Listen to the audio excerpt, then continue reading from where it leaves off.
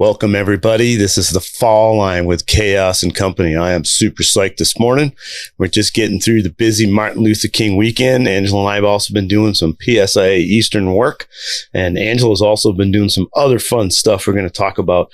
But today's episode, the episode coming out, is all about how is there anything beyond level 3? Isn't level 3 perfect? How does someone perform beyond the level 3 standard? Isn't it the best, Angelo? Isn't it the top of the chain? You're supposed to be perfect. Yeah. And it's going to have a piece in here. We're going to talk, I think, through the whole thing. And we talked a little bit before we just get on, Angelo, and I know you brought it up, which is super important. Just kind of a little tidbit about tech knowledge in this whole conversation today for you. Mm-hmm. Mm-hmm. Yeah. Yeah, I think this is all anecdotal, right? But like, you ask people what they're working on, and and people like specifically those trying to improve or get a new certification level or something like that. And I think most often the answer I hear is working on their skiing or riding performance, right? Second to that, you'll hear some people will say MA, which I totally get because it's challenging. I think fewer people in my experience say teaching, and I have yet to hear anybody say people skills, which I get. And then to your point, like tech understanding is an answer I don't think I've ever gotten when I've asked people what they're working on. And then these would be folks who are like, hey, I'm working on this. Can you help me? Certainly. What are you working on? Well, my skiing or my riding, MA. But I've never had anybody say to me tech understanding. Have you ever gotten that answer? No, once, but it wasn't for the assessment. It was someone was taking the event just because they wanted tech understanding. And it was an assessment prep. And they said, I went here because I was told this is the best place for tech. But really, no. Other than that one person, I have not. It's always goes to what you said. Skiing tends to be that big one. They got to get over that hump, whether any level, especially level 3. And it goes through that same order. Same order. And I think the teachers down the ladder, because sadly, they're afraid we're going to have them teach in front of the group, which, yes, I am. I'm going to have them all. They come to a prep, an assessment prep with me, and they're going to get some time in front of the group because they need that practice. But tech is, I'm with you. Tech is so, so important. And I think we'll discuss that through this, that, you said earlier, it was like, how do you do MA without some tech? How do you then know what activity to pick without some tech? How do you ski without having some understanding of your ski outcome, what you're trying to do? I talk a lot about how our language either biases the way we think or our language is biased toward one thing or another. And an example I give a lot talking about that is like carving. Like there's a bias, I think, in the industry toward carving. So that then makes people think in terms of high edge angle, which is fine sometimes. But it's just a tool, like low edge angle can be a tool when you're in certain situations, like bumps, trees, steeps, ice. Like I don't want my ski on a high edge angle in those situations most of the time. Unless it's very specific, like I'm going to traverse across this ice, then maybe I do want a high edge angle. But if I'm going to turn on it, that high edge angle can get you in trouble really quickly. And I think another bias, and this is why I brought that up, but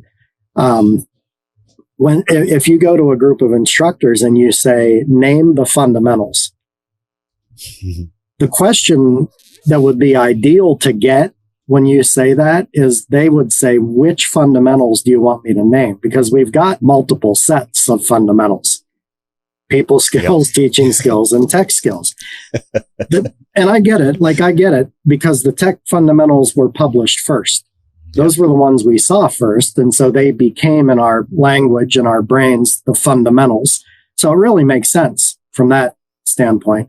But as the others were adopted and integrated, it would have been really cool if that they got equal standing. I don't think they do. But even if you look in those tech fundamentals, they're listed as body and ski performance statements or body and board performance statements.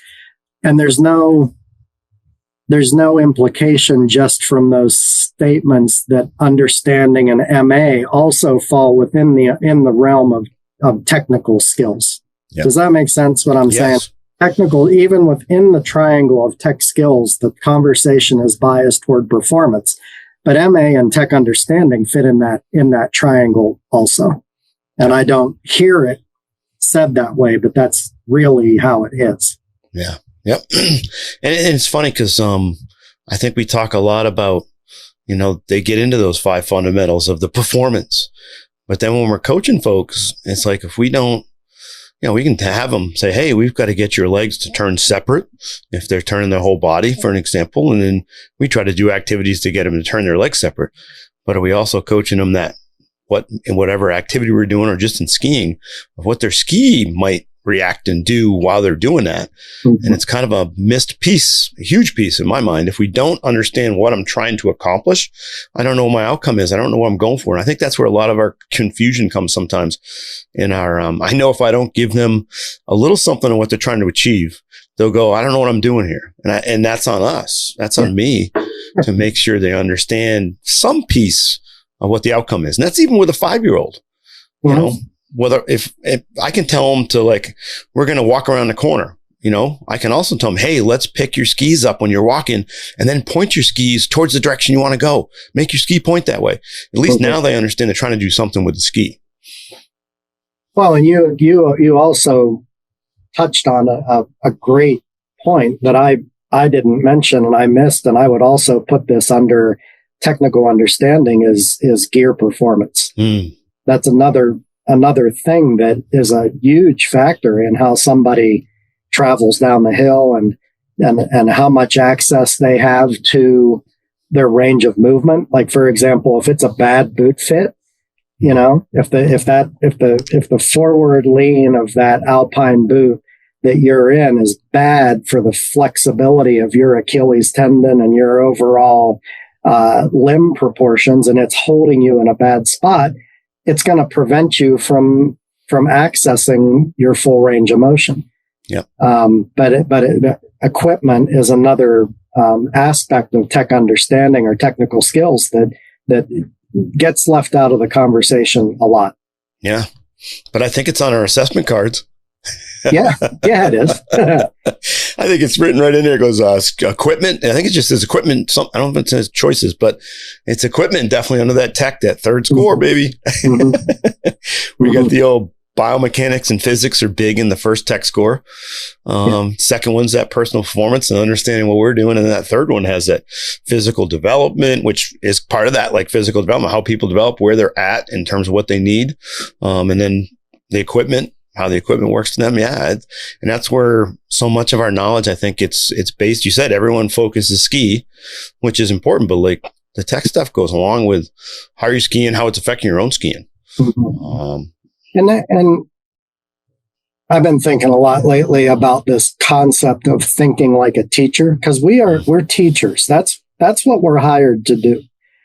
And if we bias our thinking, our goals, our language toward technical performance, I don't think we're thinking like teachers in that situation.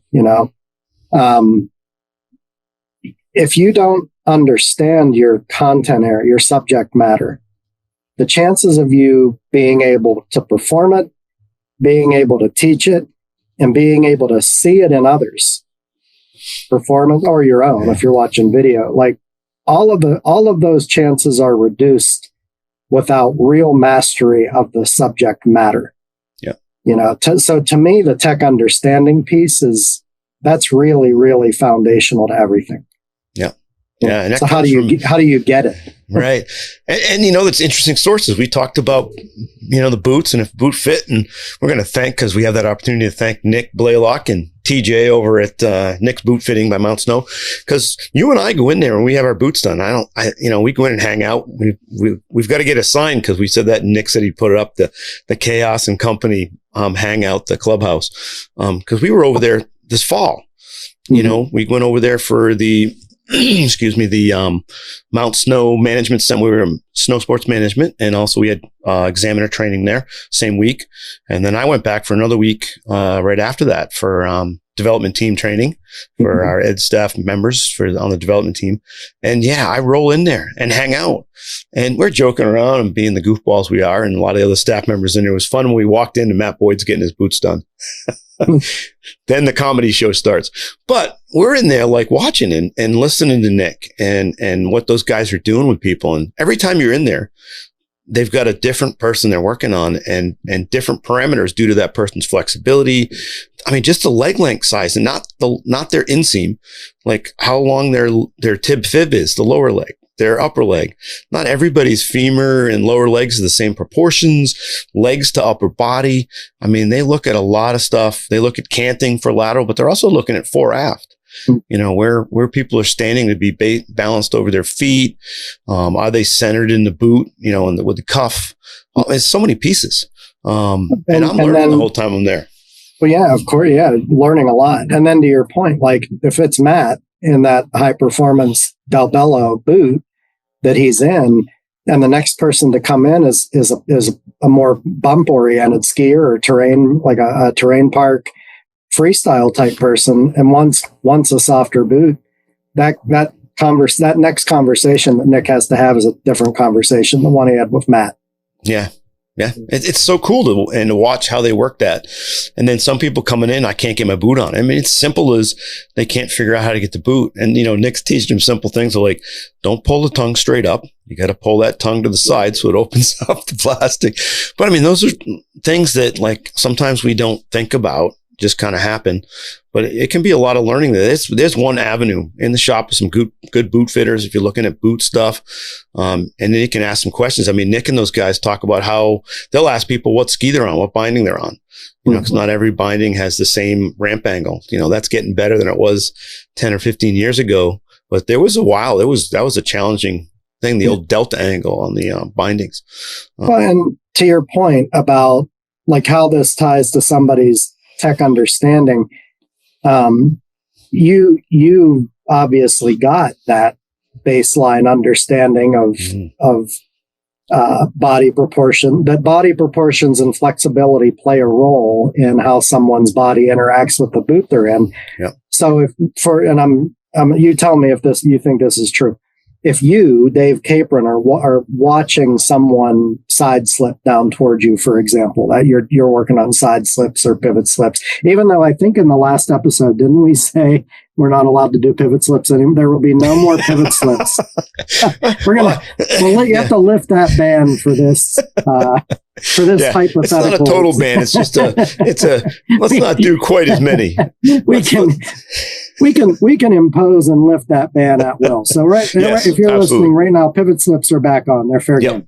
So anyway, you're watching somebody come down to you, and you notice that the distance between the tips of their skis in that fore aft plane is really big. Like it really looks like they're scissored a lot to you. Yep.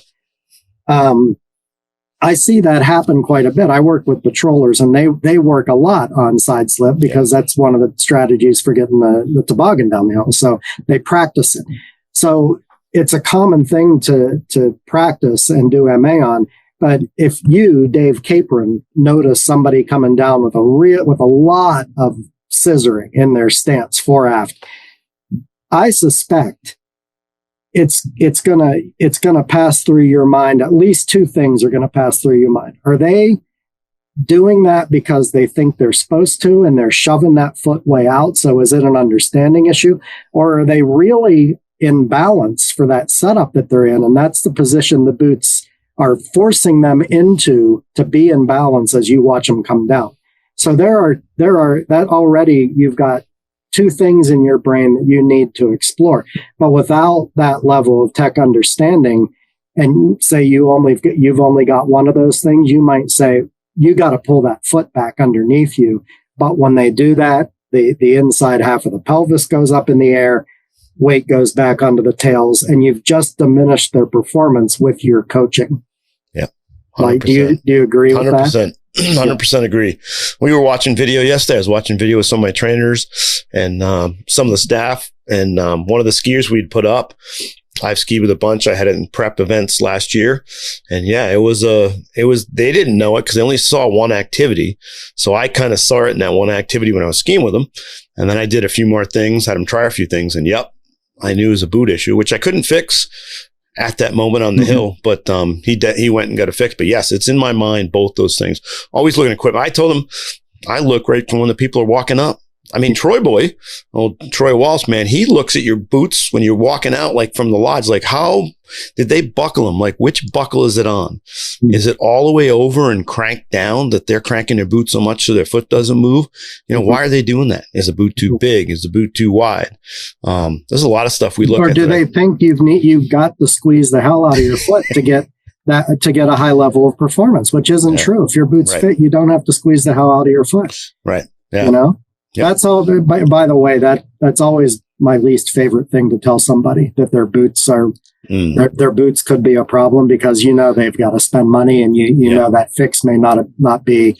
It might not be a quick fix, because that is a real bummer. So I always hope it's not the boots. Yeah, and that's I'd rather always our flexibility or fitness or understanding than the boots, because that's $900 out of the gate. Oh God, it is, and it's you feel, because everyone's trying to, it's not cheap.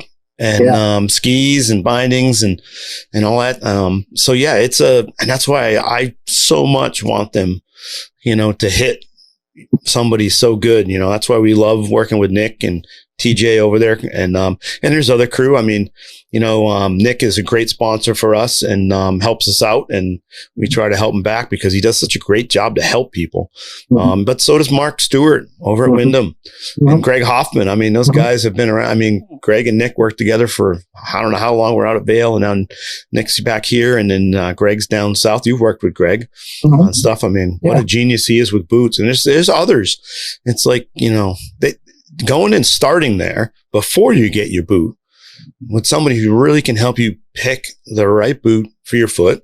And yes, I love Technica. They fit me amazing and work great for you and I. And we love when people are in them. But number one, we want people in the right boot. And that's what's cool about most boot lines now. They can look at it. They can, we have just in our Mach 1s, we got a low volume, medium volume, high volume. A lot of the boot companies are doing that. They're trying to make that different shapes of the foot, being much more anatomical to fit the foot versus the boxy. Just think of the liners we used to be in Angelo. and then during those years of my development, I didn't have the understanding either. And I early on had boots that were way too big, and I used to crank down the buckles, and I thought everybody's feet felt terrible like that. They don't. No. God almighty. I think some of the boots I was in, that's like way back when we first started. I mean, just even to have the cuff aligned to the leg, cuff alignment, I don't know. I took it out of the box, put my foot in, it didn't hurt. So I went skiing. Now it's kind of like you get out there, you feel like, oh my God, what was I doing to myself to, hurting my performance? But those are the things you learn, and it does take time. And it's not just straight out of a book, but there's so much that we need to read. We need to look at stuff. There is stuff you can look at there, and there is that old Google. Amazing, even going to Google and looking up, these different things for skiing. It's amazing what AI comes up for us that it's not really out there.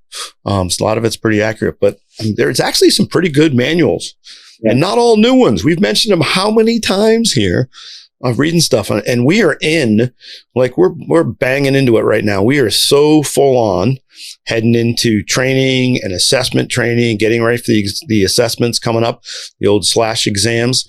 I mean, they're coming fast. We've already had a bunch of level 1s. Trying to think if we may have had one level 2 here in the East already. I can't think, but we got them coming up. Chemo's coming up. The Bel Air level 2 is coming up. The level 3 to Hunter. I think that's the first level 3 of the season. It's rolling in, and you've been doing it. I've been doing it. But the training stuff is there too. It's like we got prep events and training, and you did a really cool, which I think it's a cross training. And I want to kind of start there as we think about what we've been doing and training ourselves. Because this whole piece is about, what's beyond level 3? Is there beyond level 3? Is level 3 the epitome? Like, we don't have a cert beyond that. We don't even consider ed staff a level 4 or trainers level 4 like Canada does in some other countries. We have level 3, and then we hire for a job if we're on the ed staff. You and I still wear our gold pin at list level 3 on our credentials. But we're still doing stuff. Like, we're not satisfied, just got the gold pin. You went into another discipline, got all the way to level 3. You're at level 3 in tele. You just went and did Telepalooza, which is a super cool tele event. And just the crew that's down there, we had, and I know I'll miss some, so you got to help me fill in. You had a bunch of our Eastern ed staff members, like Sean Riggle, Jay Nation, Jay Nation, Kurt Burns, Adele Wellman. You said Sean. Yep. Don Sensenig. Yep. Was there. Keith Rodney, who's also an Eastern ed staff member, Telly and Alpine, and he's a current national team member. Yep. And then Molly Holmes, who's a Rocky Mountain examiner, came out. And that was awesome. And then 2 national team alumni, Jim Shaw. I believe this was Jim's 10th consecutive year coming to Telepalooza. And then Charlie MacArthur came. And Charlie's a 2-discipline national team alumni. He served a term as a tele member on the team and then a term as an Alpine member on the team. So, yeah, we were fortunate to have that level of coaching at the event. But it's super cool. I mean, the learning that happens there was a level 1. I know Sean Riggle ran the level 1 tele. But man, you guys had, 60, 70 tele skiers there, I think, for that.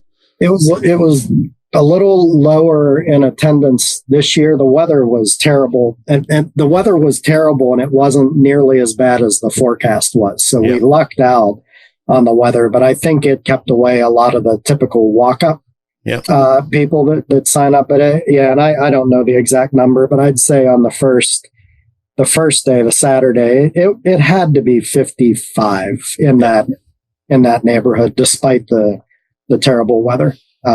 So yeah, quite a few people there. But it's a super cool event because it's one of the bigger ones here in the East. It's not a PSA sanction, but we did do the level 1 during it.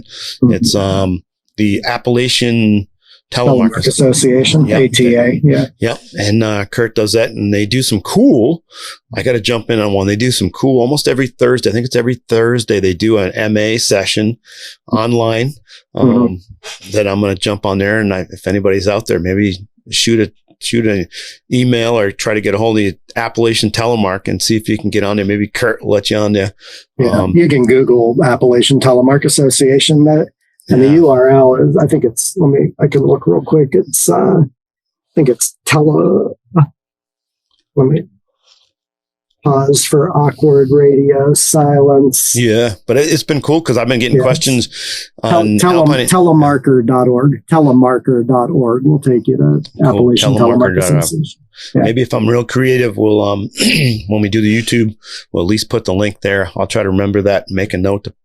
We should start doing that with that because that's a cool link and cool organization. Kurt is he's part of that, but he's also one of our tele examiners here in the East, and they do cool. Yeah, I love that they get together once a week, go over some MA stuff of teliers because there's people are like, how do I do that? How do I start working on who's doing that?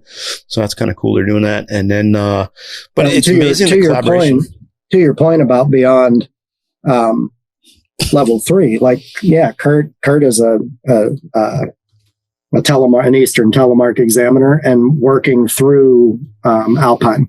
So just growth beyond, getting that first gold pin. Yeah, there's more available. Yeah. Yeah. Cause he was at, the Eastern Academy, got the right language that time. And, he was in one of the level 3 Alpine prep groups getting ready for his, skiing part. And then I think he's working on Teach Tech too. He just did focus on skiing at, Eastern Academy, which is super cool. Everybody continuing to grow and, studying on hill, off hill. I think, for me, I'm kind of a believer in the multidiscipline just cause it teaches you a lot. Like we come usually our dominant discipline. And we're a little strong in it when we start, even if we're, starting at level 1, but we still have some skills. We've had most people coming in have skied for a while. They don't remember. A lot of them don't remember that first time on snow. Some do. But when you put those tele skis on and go out for the first time you've tele skied, if you've never done it, it's a feeling you don't forget, that I'm a beginner again. Well, very much. Yeah. It's and you bring a lot of skills from Alpine. I know Michael Breeden and Krista Ross just got their level 1 at that event at the Telepalooza. And Michael texted me and he's like, this tele thing is hard, man. It's not easy. Yeah. And sometimes that Alpine baggage gets in the way of learning how to telemark. It did for me. And I remember Jay Nation. I sent him video. This is a couple of years ago, and I said, I think Amanda took the video at Laurel Mountain. I was all fired up about it. I'm looking at it. I'm like, I got it. I sent this to Jay Nation and said, can you give me feedback on these tele turns? And his feedback was, those aren't tele turns. I was like, oh man, long way to go. But the reason what he said, you've got an old Alpine movement pattern that is that's going to be the challenge, is figuring out how to not Alpine while you're standing on a pair of skis. And he was 100% right. It's a different movement pattern, but right now, understanding both in my brain allows me to understand both with my body. So you and when I say that, I'm talking specifically about muscle memory that you develop, and your body learns how to use the equipment that it's on. Jay was 100% right. I had to really move past a lot of Alpine understanding and movement patterns to figure out how to access the full length of the ski when I was on tele. Yeah, it makes you think. I think a lot when I get on tele, man. My body's moving a little different. It's got to move different. I'm in that lead change. It's pretty hard to keep that inside hip ahead when that foot's going way back. And then, but then the skis are traveling in a lot of situations super similar. So that tech understanding what the ski's going to do, but then also the tech understanding okay, I got to change those autonomous movements I have from Alpine, that I've got to move a little different to make the skis do the similar things they do on Alpine skis. And then the muscles just hurt more. They do. Yeah. But you know what? The joints hurt less. I think my knees feel better after a day of tele than they do after a day of Alpine, because there's the more degrees of freedom on telemark setup means, in my experience, less torque on the knees than Alpine. So there is definitely there's definitely a proving ground time when you have to build some strength in your quads and glutes and core and everything else. It's a full body dry heave, and it's a full body experience until you figure that out. But once you gain some efficiency, I think tele is easier on the joints. Yeah, because I feel it more in the muscles. I feel it, in the quads. We definitely feel in the quads. The glutes, the glutes definitely. You get in some bump skiing on the tele, and I haven't been on them for a few weeks or a month, and that retraction in those glutes. And that made me think of something. We were ostensibly going to talk about beyond level 3. So there's a tech understanding piece that you just alluded to. What you hear largely in lessons, especially this specifically Alpine ski lessons, you hear so much about ankles, the ankle joint, right? Which is fine. I'm not saying that shouldn't ever come into our shtick when we're coaching people, but how often do you hear in Alpine lessons, quads, glutes, core, pectoralis muscles, like chest muscles that dictate where the shoulders are going to be, and at the expense of those things, we talk about ankles. That's a problem. You know what I mean? So, if understanding the sport, I think when people understand the sport and say they're running a group, they talk about a lot more than just ankles, closing the ankles. jamming the shin into the tongue of the boot, which very often, very, very, very often is a counterproductive movement anyway. Jam the front of the boot, lose access to the heel. How in the world can you have access to the entire length of the ski if you don't have access to your heel? Because you're jamming your shin into the tongue of a boot that has forward lean built into it anyway, and you're standing on an incline. Yeah. Like you totally lose the back of the ski if that's how you ski. But I'm going off on a little tangent because that's okay. A personal pet peeve of mine. But if you've got tech understanding, you're not going to coach somebody to into a position, a static position, which is what that idea of jam the shins into the tongue of the boot at all times. And if you let up pressure, like you're a bad person, like that's the message that gets sent. Like if you've got tech understanding, that is not what you're going to coach. Right. Like you may purposefully and tactically push your shins into the tongue of your boot as a recovery move. Like that's an example of how you may do that momentarily to regain control, but you certainly don't live there. No. And so I don't want to make orange juice. I don't want to squash the oranges in front of my boot. Just occasionally. More, you got to massage the oranges once in a while. Periodically massage the oranges in the front of your boot. Yeah. Like that, but you can't just squish the hell out of them. Yeah. You'll lose all your juice. See what I did there? Yeah. Because, we're squishing the oranges, making orange juice, they think. And then we're, wine, make some wine, put some grapes in there. We're going to squash the grapes to make wine. But I get what they're doing, and we get it. I get it. But then that's what you're saying, though. Where is it beyond? Like when we really look at the biomechanics, what are we trying to achieve? And there's some cool videos right now. They can pop up with Jonathan Blue chatting about how to receive pressure.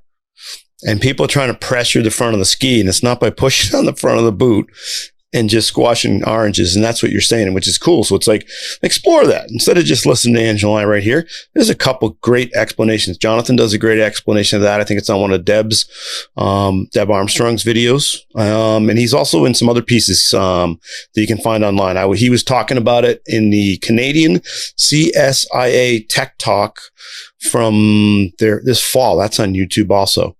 And he was in there with some other things they were talking about, but that was really cool. He spoke there. It's like, there's things on YouTube. You can look at some of this tech stuff, read the manual, jump on, read some of that stuff. Not necessarily just everybody out there chatting about what they think is perfect. Like you said, Carvin, but like some people that have some knowledge, of biomechanics. And, another good one. I mean, how good is it to read Be Fit to Ski? Yeah. Sue Kramer. Mm-hmm. Sue Kramer. Mm-hmm. Examiner coach for the East.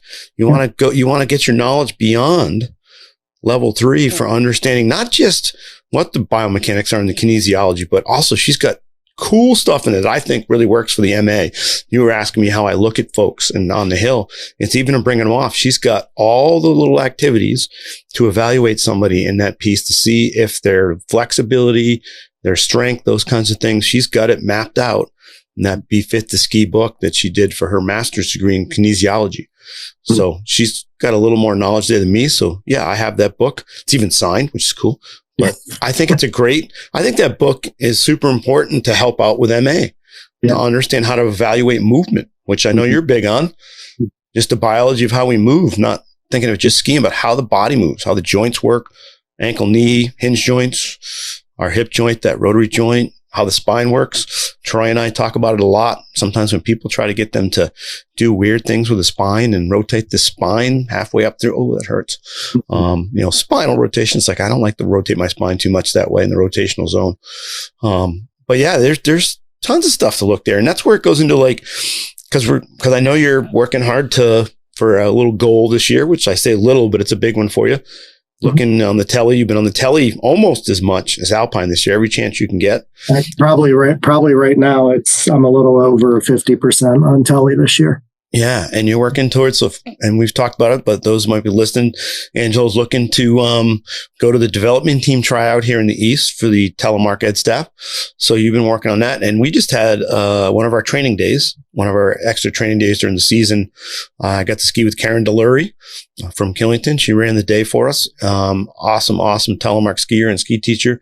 Ollie Pernar was there. He's on our Alpine dev team, but also tele examiner. And Bruce Hennessy, our god in the off-piste. I mean, Bruce with the backcountry and understand how to put a pack on your back and ski down the hill with telegear, and just being out there in the snow. Amazing dude. Huge knowledge. But we were at Killington skiing, and we talked a lot about lead change. And not just lead change, and like, it was how long the lead change was, what type of lead change, Did we do like a pullback lead change where we're pulling the inside foot back? Are we shuffling so that the feet are one's moving forward, one's moving back equal? We also looked at a stride, like where we could use the stride where that back foot's coming forward to be the new lead ski, that outside lead ski. And we also looked at the speed of it. Was it happening through the whole turn? We looked at the timing, for like bumps. It was really cool to have the discussion. We played around with using those three different ways to lead change and how they worked and the speed of each of them.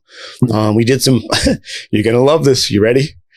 We did pivot slips. We did telemark pivot slips and was that before, that's before we lifted the ban. That was a violation. So I violated. It wasn't that I picked it, but it was there. And we did a bunch of them, but it was really cool to look at our body alignment and to look how it was affected by whether we pulled a foot back. We looked at how fast we rotated pulling the foot back versus more of a shuffle or an equal foot forward back for the tele stance. We looked at alignment Alpine compared to tele, how we were aligning body parts, because it's a little different there when we're in the lead change, in our tele lead change, I should say, because Alpine will go, we have a lead change. Our lead change in Alpine's more a result of how we're moving, but in tele, we manufacture it, man. We determine, when I'm in some rough stuff, deep wet, I'm going to have pretty long lead chains. I want that 4F balance, because if I smash oranges on the front of the boots on the telly, I'm usually smashing my face on the snow. Which incidentally was my first telly experience. Yeah. Yeah. But I mean, this is one of the ways that I feel that we grow above any level. Like if we're at level 1, how do we get to level 2? How do we grow above level 1 to become level 2? Same thing going to level 3. And then we chat, but then we also go out in the snow and explore it. We do it. We talk about it. We see it, see the other group members. We kind of explore. We didn't necessarily have specific answers. We wanted to see how we each reacted. And some of that I felt, and we discussed a little bit, was body types. Bruce Hennessy's a big guy. He towers over me. He's like Jim Shaw. They're tall and strong. Ali's a little smaller like myself. And then we had Karen's. We had some of those differences, physicality, and how we like to move. Because some of us tend to be more striders as our dominant tele skiing. Some of us are more shufflers. And then, situationally, but it was cool to hear everybody's perspective. And it makes you grow. It leads me back to Pete Allison. Mm-hmm. When we were talking with Pete on multiple different podcasts, but I know it was the last one, we were talking about interski, and Pete was talking about different viewpoints. And he says, as an educator, when you hear a different viewpoint that you, in your mind right away go, I'm not sure I agree with that. Does your mind go, yeah, I don't buy that. I'm not doing that. No way I'm not doing that. Or does it go to, why do I disagree? Like, what is this viewpoint? What are they talking about? I've got to listen to this. I've got to try to figure out where they're going, what they're doing. Like, is my viewpoint correct? Or is this something new to learn? I thought that was super cool. That was like in learning mode all the time. And I think we don't do enough. We have our biases. And as soon as we hear something that goes against, it's like, no. I'm done. No, and you Pete's are like, yeah, 100%. And because Pete is a teacher and he thinks like a teacher, and that's very much a teacher mindset, and teachers, first of all, are stewards of their content. area, stewards of their subject matter. It's not yours to protect or to own. It's yours to guard and protect and maintain while you're involved with it. And Pete very much gets that and exemplifies that. So when he hears, to your point, when he hears different viewpoints, it's not about right and wrong. Like if somebody is teaching that you need to constantly leverage the back of the ski boot so that you are biased toward the tails of the ski at all time in every situation, I would say, okay, yeah, that's not right. Like that's gonna get somebody hurt. You know what I mean? So okay, we can draw a line there. Yeah. Short of that, and things like that, Pete's point is about receiving other viewpoints and having the trust in those other people because they're professionals to hear them out patiently and say to yourself, well, where did that come from? Because like, for example, like with like the Japanese national team at Interski, they're talking about they've got their technique is crafted so that the elders in their society can still participate in snow sports. Like if you didn't know that piece and you heard their presentation and then didn't know why, like the intention behind their curriculum, you may not get it. Yeah. But if you don't have the patience to hear them out in an open-minded way, you may never get that information and you leave with a lack of understanding because of your impatience and your prejudice and your bias against new knowledge or different knowledge. Pete wouldn't do that. Pete doesn't do that. Yeah. If something's different, he's going to hear it out. And then teachers like Pete will say to themselves, how and when can I integrate some part of this into what I do and understand? That's how a teacher thinks. And that's really a subtle difference. And like you hear it play out in the locker room a lot. That's wrong. And Facebook Facebook. Every single comment is that's not it. That's the worst. Facebook is the worst. And somebody in good faith puts a comment out there to some Facebook fake digital community and they want feedback and all they get is attacked. That is not a teacher mindset, man. That trollism, it doesn't do anybody any good. But to your point, like you take information in and try to figure out when you can integrate it into what you do. It's a gift. Like it's like a new nugget of knowledge. It's going to open up some facet of the sport that you didn't have previously. And that's where Pete comes from. Like respectfully understanding and maintaining your composure as a human enough to not be a troll and just jump on people's viewpoint. Like, what is that? That is not a teacher mindset at all. I will not get behind It's brutal on Facebook. It's brutal. Stupid. It's brutal in terms of then, send me a video of yourself or do this, or you can't, if you can't do it, you can't tell me what it is. It's like, oh my God, it's so adversarial versus interest of different viewpoints, which you would think that they're going there, to find out some different viewpoints or to express their own and see if people agree in terms of like, is there other ways to look at what you're looking at? But no, it's a super battle. Like, and we discuss things sometimes heated, especially off the air.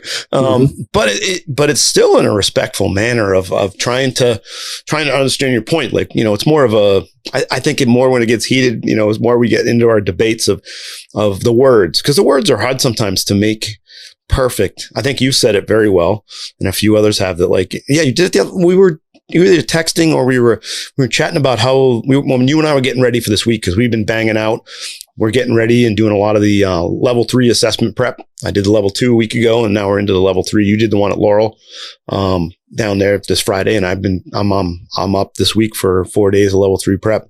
And you were like, yeah, sometimes it's hard to put into words what's doing. Like, words are tough to put down to make it exact to specific.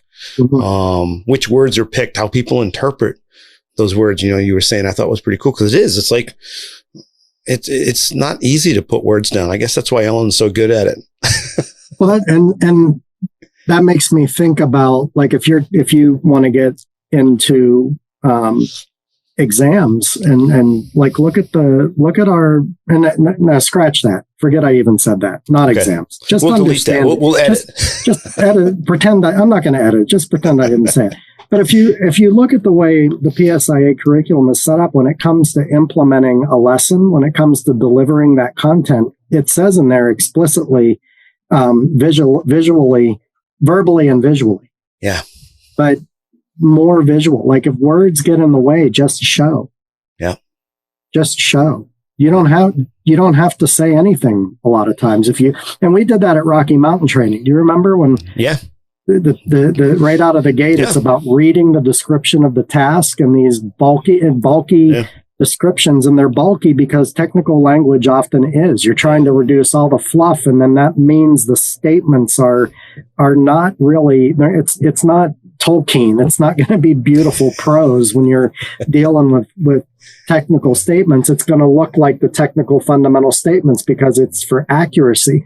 But when you start out reading those, just say it's an assessment activity description for, I don't know, pivot slips. If you read the bullet points, that presents one way, yeah. Versus just say to the crew that you're with, watch what I do. And then you ski away doing pivot slips. Yeah. That's also a delivery of information. It's just the visual and not the verbal one. Yeah. That makes sense. We we bias toward the, I guess. And I have a tendency to really bias toward the verbal. That's why I talk so much. But you get the point that I'm trying to make. Yeah. Well, those of us that don't talk as well, we have to rely on the visual. It's not about talking too much. It's like who speaks well, who doesn't. So I'm going to rely on the visual. Yeah, since this is going off the rails anyway, I'm gonna go to commercial break really quickly because Stuart is telling me he's got to pee, so I'm gonna let him up. All right, cool. Yeah, I'll do it here. And we're back.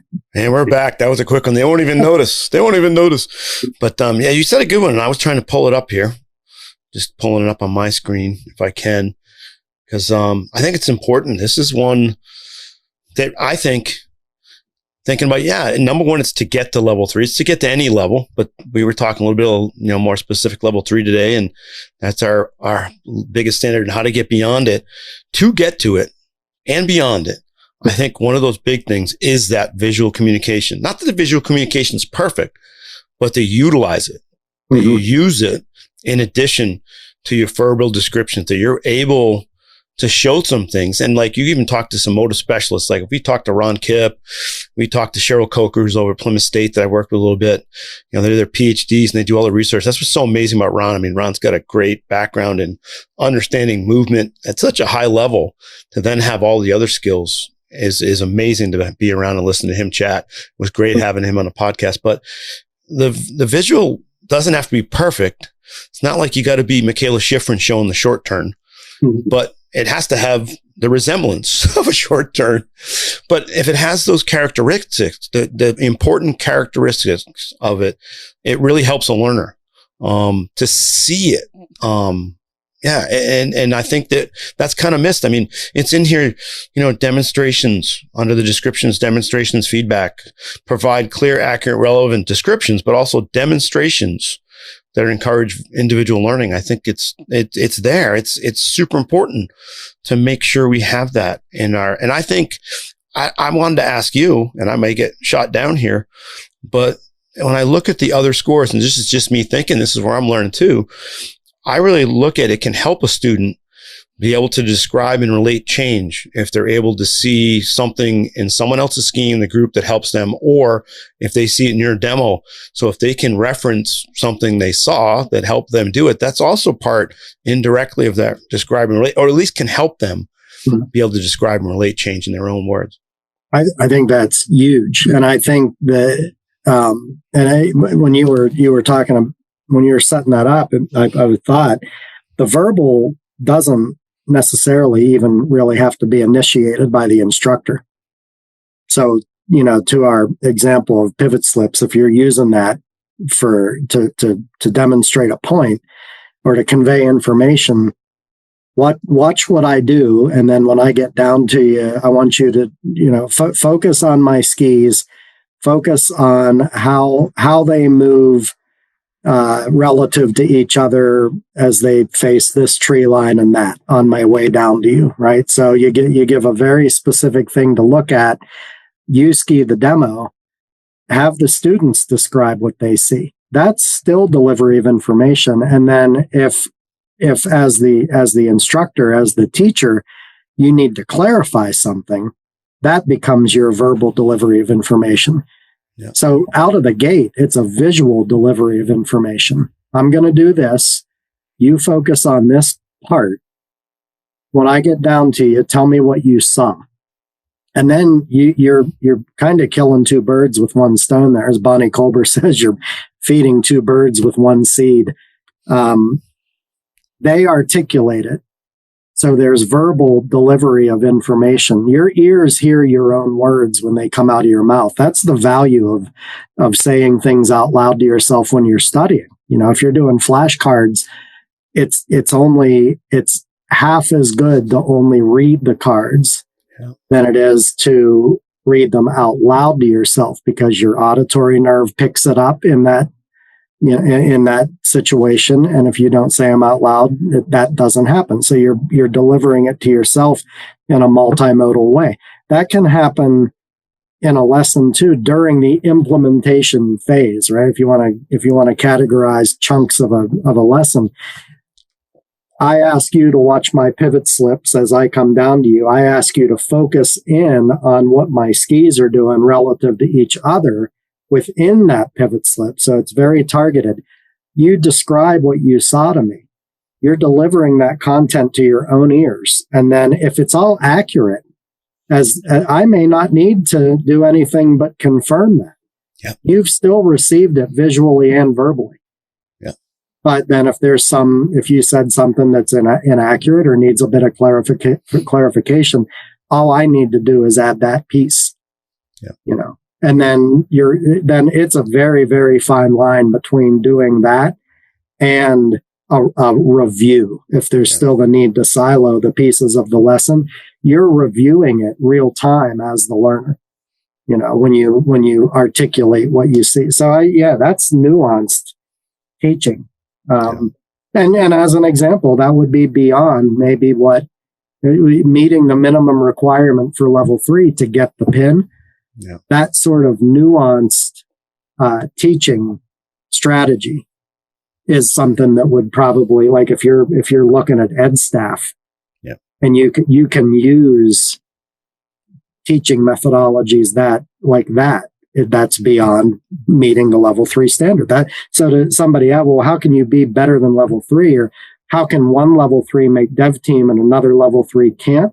Well, it becomes about how refined is that instructor's skiing or riding? How refined is their teaching? How nuanced are their people skills? That's what gets you to ed staff. Because we've got some really, really, really, really good members out there in the association who expect and demand and need and deserve that sort of performance to look at performance-wise, and that sort of coaching. Like that's what's beyond the level 3 standard, is being that much more refined that our best members are satisfied with the product you're giving them. Yeah. That's why it's a job interview and not a level of certification at EdStat. Right? An on-snow interview. And I'm looking for it. I wrote a few things down.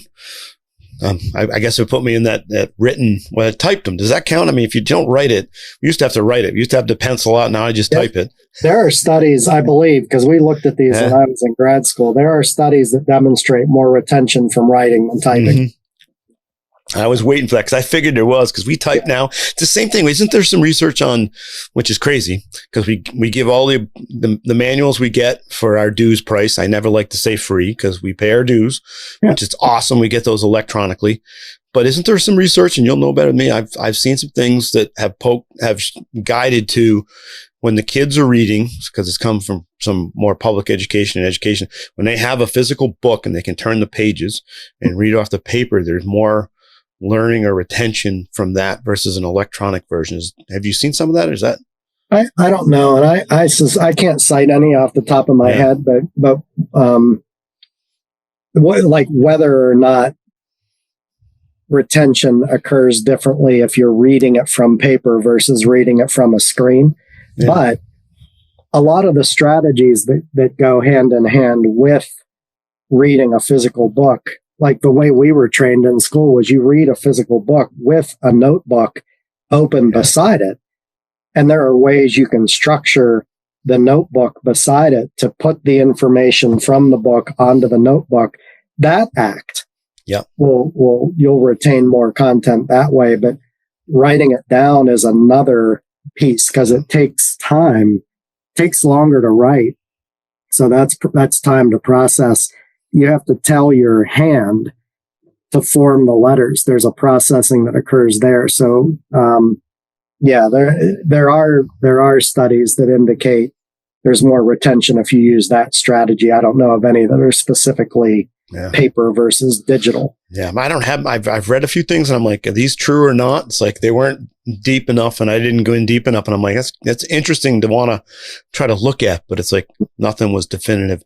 But I do want to, because this crossed my mind a couple of times, and I do want to put this out there though, because engaging, you're talking about engaging with the content, engaging with the curriculum as a body of work. So the way a teacher thinks, or the way I train teachers to think. I mean, I had student teachers, you train people to teach.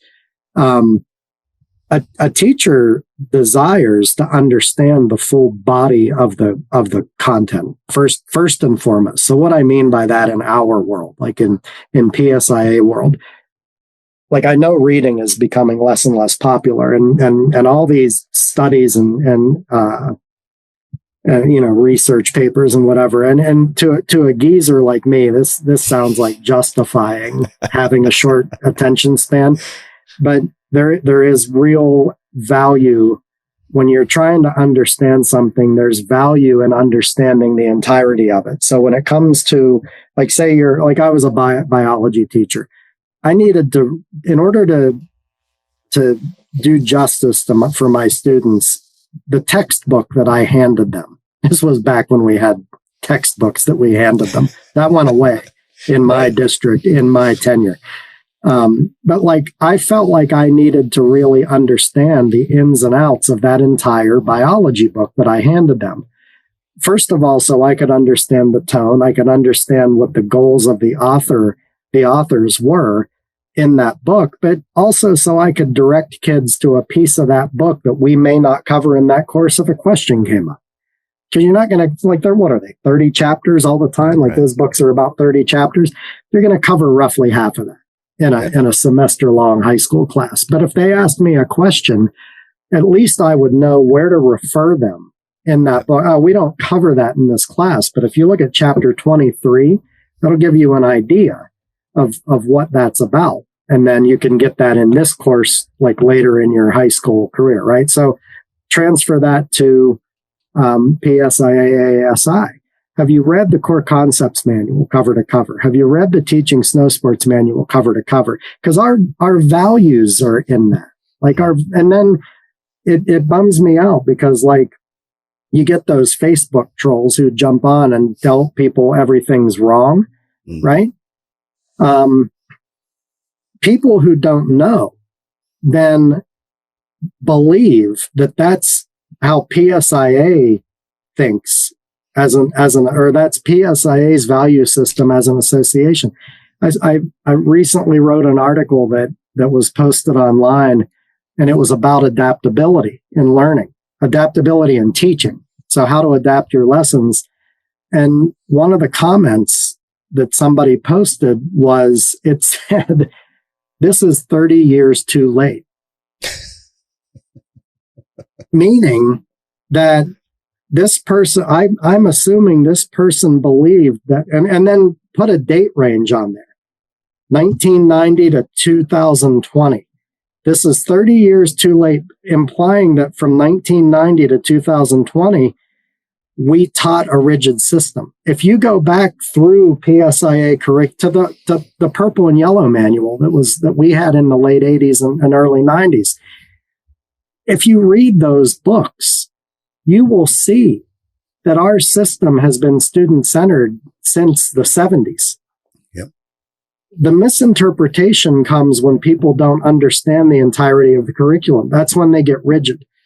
The people who fully understand the curriculum, because they read the core concepts manual, they read the teaching snow sports manual, they read their discipline tech manual those are starting points to understand the entirety of the curriculum. If you read that and comprehend it, you would never say something like PSIA is rigid. Yeah. That doesn't come from the curriculum. That comes from a narrow interpretation of the curriculum and shows a real lack of understanding of the entirety of the curriculum, because we are student-centered and our curriculum materials support that belief. For a long time. Since I've been in. That was a rant that I really feel like I needed to make. I feel like I just passed a kidney stone by getting that out. It is a rant. I've never passed a kidney stone. I mean, we get accused of stuff, when they don't know everything. They had a little segment. They've had one nugget they look at. And I've heard nothing since 1991 when I started teaching alpine skiing other than student-centered. And when you look at the entirety, everything's been about that. And the only thing that I would say changed is, how do we get better at being more student-centered? It hasn't that we changed things, when it comes to that aspect. Like, now we are where we weren't. It was more, how do we get better at being more student-centered in all the aspects? So yes, it's, getting them into the modes, like you said, reading is becoming unpopular. And it's like, unfortunately, because there's so much that can be had. There's so much knowledge base and so much material, that I wished I had that much back then.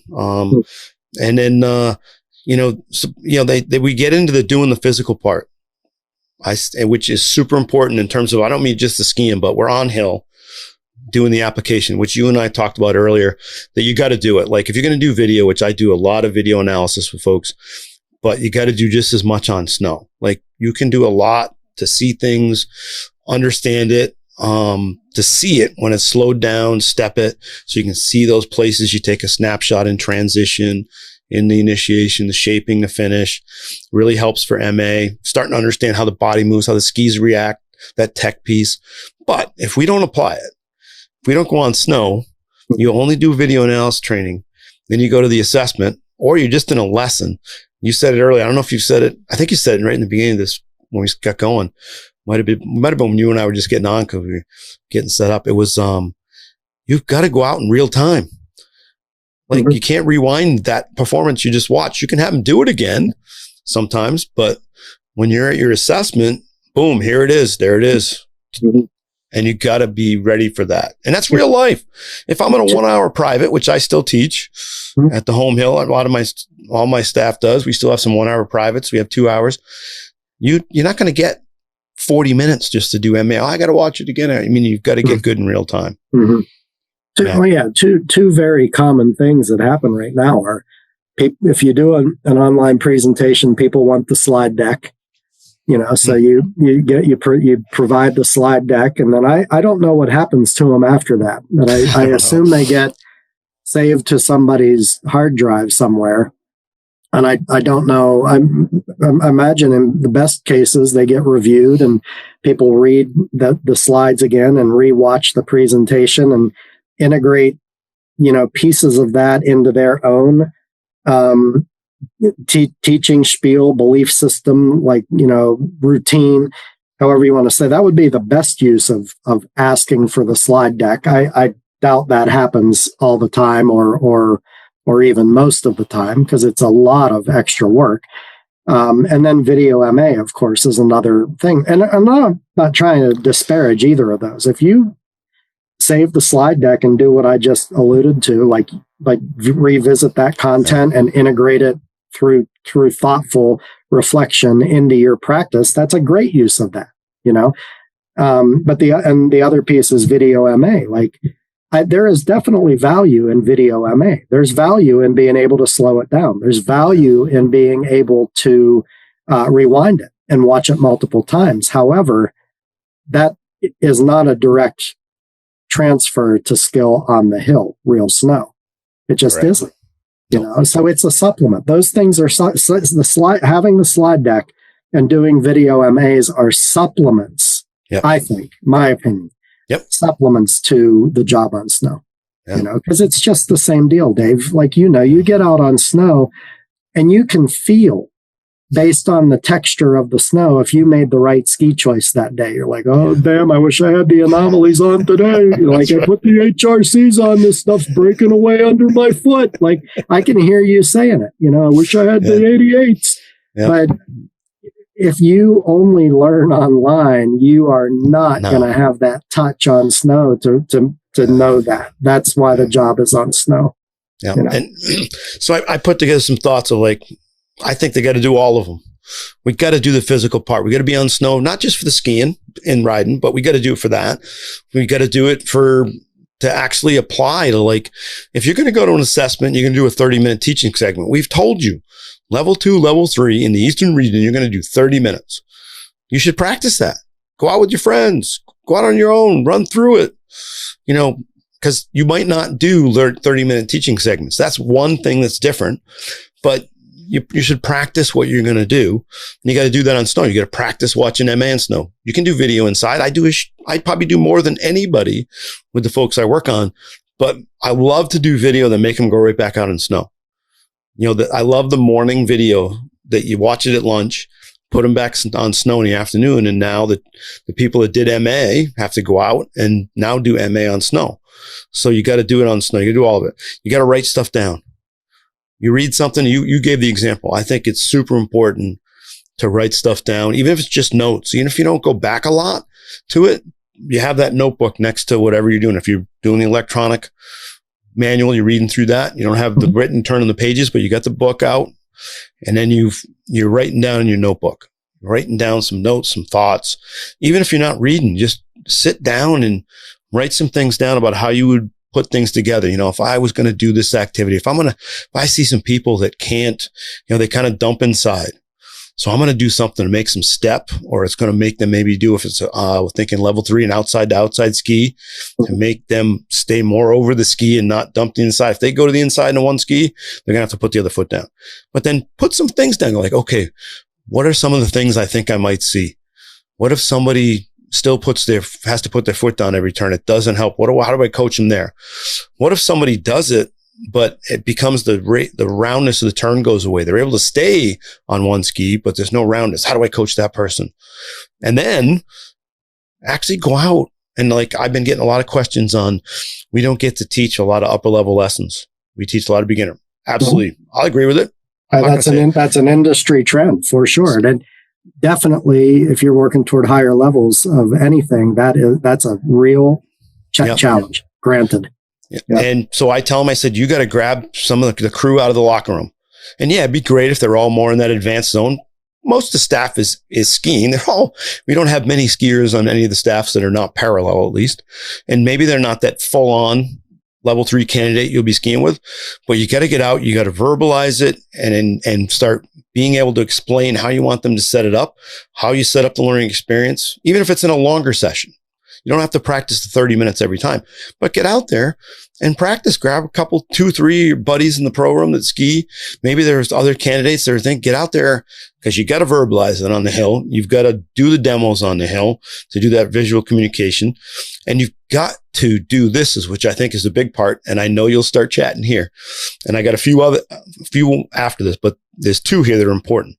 One is listening to your students. If you're not doing something and you don't have somebody there trying to do the things you're doing, and you can't listen to them, you can't practice your people skills type stuff and your visual communication. You can't practice helping them describe and relate change. So you've got to be in the moment of having some students that you're working with. Can you listen to your students and understand how they're interpreting and find out what's working, what's not working for them? And in that piece, watching their reactions, watching their performance, watching how they interact, and being self-aware of your actions. If we're not in the moment practicing, how do you become self-aware if you're not actually doing something to be able to know how how they're reacting to you? I think you got to practice that. And, hopefully it's your buddies. Hopefully it's crew you're comfortable with.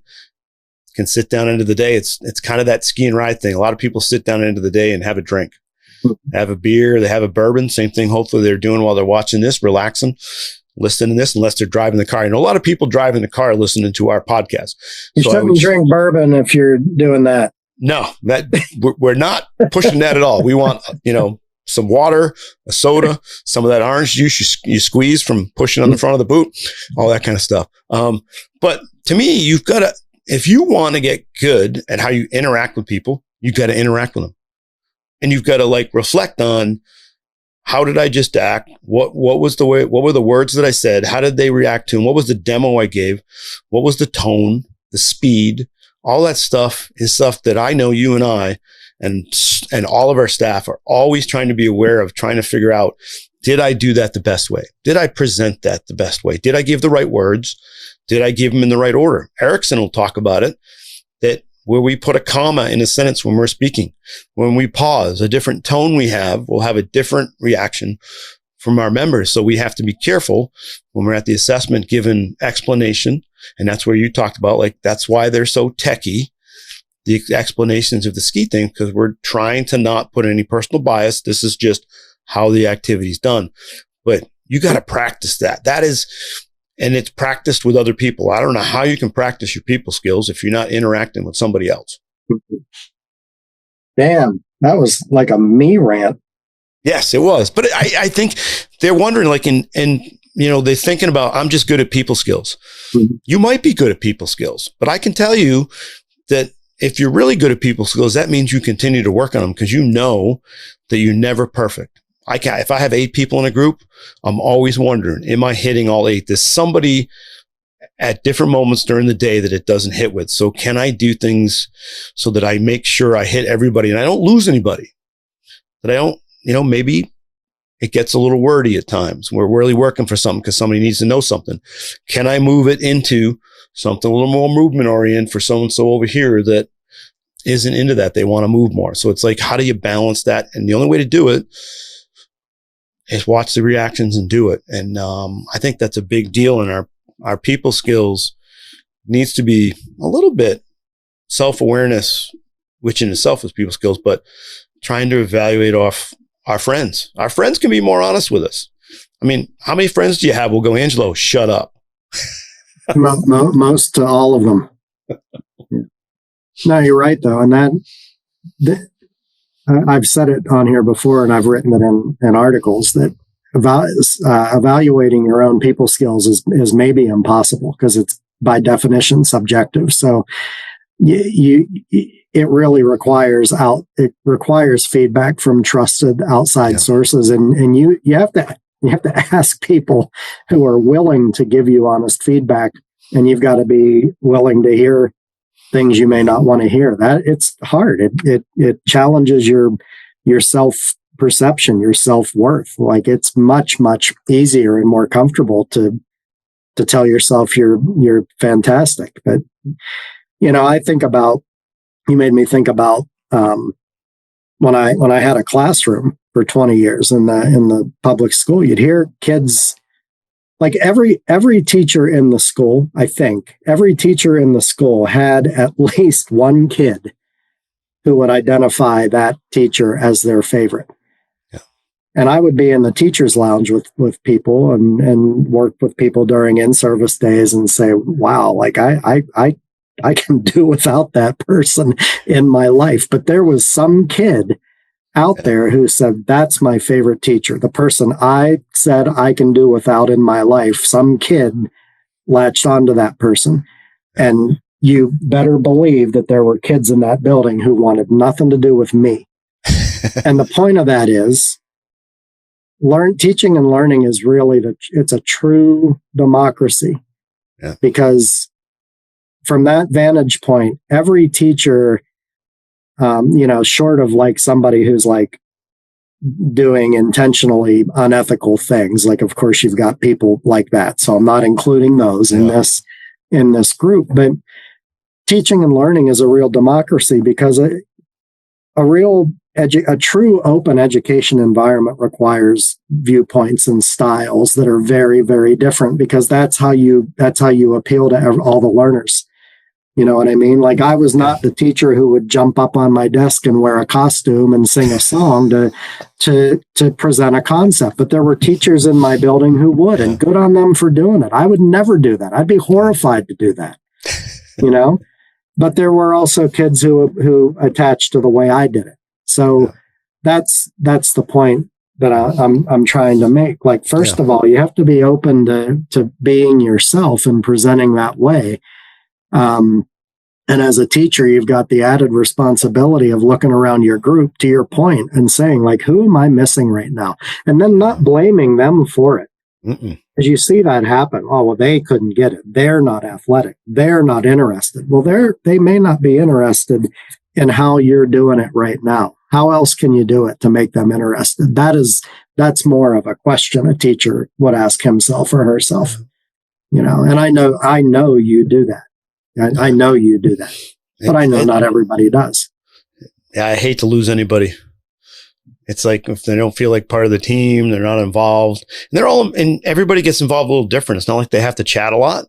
Well, you can tell when somebody's engaged, that they're liking the skiing, a few comments, discussion on the chair, you know, that kind of stuff is super important. I try to pay attention to that, because when I don't, that's when you lose it. When you're not trying to see how people react, and it's not about everybody speaking equal. It's great if you have that opportunity, but some people don't want to speak as much as others. Some have to talk more. Then it's managing that so it doesn't take away from others. We had one fun time at dev team training where somebody was chatting quite a bit and some were frustrated, and I was, you know, just standing back a little bit. And then sure enough, somebody was like, "Can you just shut up?" Honest feedback.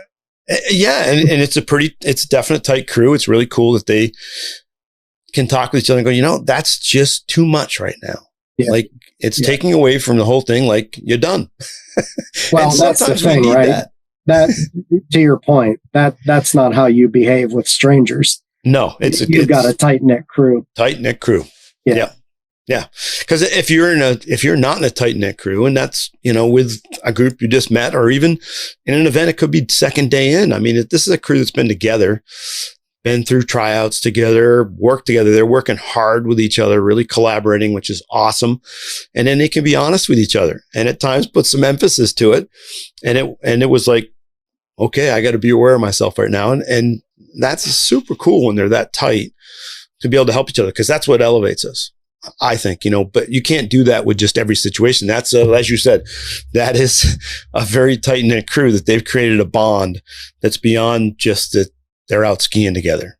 I want to say something about that too, because it is definitely a tight knit crew. Another way you could phrase that is that's a community of learning. That's a cohort group. So, you know, you mentioned earlier, we were in exam prep season, and here I am in southwestern Pennsylvania, and we've been fortunate to have a really good winter so far. We've gotten a lot of snow. We're back in a cold snap right now that it looks pretty extended. So that's been great. But we're hosting at local mountain, to my knowledge, the first ever level 3 alpine exam prep that we've done in this part of the country.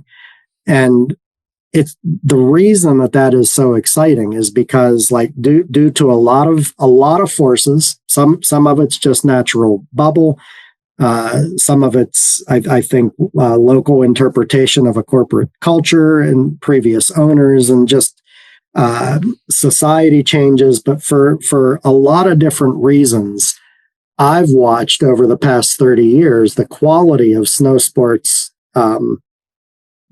performance drop in this area. And here's a piece of evidence. And again, this is all anecdotal, but when I was coming up through my alpine certs, I got my level 3 in 1999. From 1997 to about 2001, there was like a 4-year chunk where I think 14 people from my home area, and then that would have included Hidden Valley, and they were owned separately at the time, but Seven Springs and Hidden Valley are only 3 miles apart on the ridge. There was a chunk of time in that 4-year space where I think it was 14 of us got our Alpine level 3. So like you couldn't really be in the locker room or ski at either resort without running into someone who you knew was working on it. So and those were there was no internet. Like, there was internet, but it wasn't like as easy as it is now. So you swapped phone numbers, you got together at somebody's living room and you got the manuals out and you started to work like a cohort. After that 4-year chunk in the early 2000s, we saw a lot of time go by without any level 3s at all. Very little had changed, except we didn't see people or groups of people driving toward that. And then a couple years later, we started to get some, and really it was telemark level 3s that really started to recharge it. And then there was a long time span without any Alpines, and then Brandon Bach got his, and I can't remember exactly what year it was, but here's this dude's an up and comer, right? He works essentially by himself. Didn't have a cohort group to push him, so he traveled a lot because teaching at Hidden Valley, there's no level 3 terrain there. There's not even really challenging level 2 terrain. So he was in his car constantly, and he was coming up your way, and he was going to these prep events, and he had to really push himself through that with support from people like us to help him get there. But he got it, and then again after that, there was a chunk of time where you weren't seeing it happen. So anyway, the reason I'm bringing this up, I told this group, when I say this group, so fast forward to present time, we're doing this level 3 prep at Laurel Mountain because we've got the pitch at Laurel to run that type of event. We have 2 full groups. There are 20 people and a wait list signed up. So why I found that so inspiring and exciting is because it shows that there is still interest. And I made it very, very clear to those 20 people at that event on last Friday, when Eric Anderson, who's my co-course conductor, and I were doing the intro and kicking it off. I said, look, you guys, I hope you guys appreciate how important of a moment in time this is for snow sports culture in southwestern Pennsylvania and in the southern tier of Pennsylvania. Some of them are from Liberty, some are from Round Top, Whitetail, Tussey, Virginia. Like, this is a big moment in time. This is a real opportunity for you guys to form a cohort. And you've got all this technology now that can support your efforts. Zoom calls as one example, right?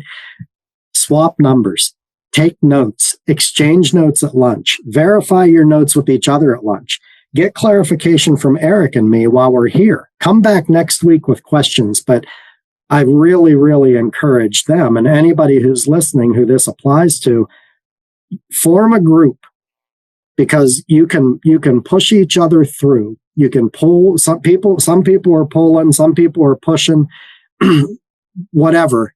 There's strength in numbers to reach hard goals, and they're going to have the same or similar kind of relationship with each other that you described with that dev team group, where one can look at each other, and you've been through struggle together, shared adversity, and you can like Dave, time to shut up, bud.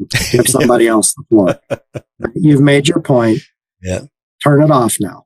Yep. And I could say that to you and you wouldn't be offended by that. No, because we got that tightness. And you could say that to me. So that's the point, is that's a learning community. Those cohorts are learning communities. Find them, make them.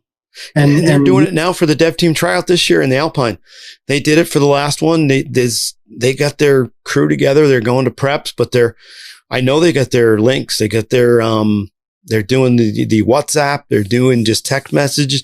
They're all connected when they hit, that they've definitely got a group, and I'm not the ones that are getting ready for the tryout. I'm just outside of it.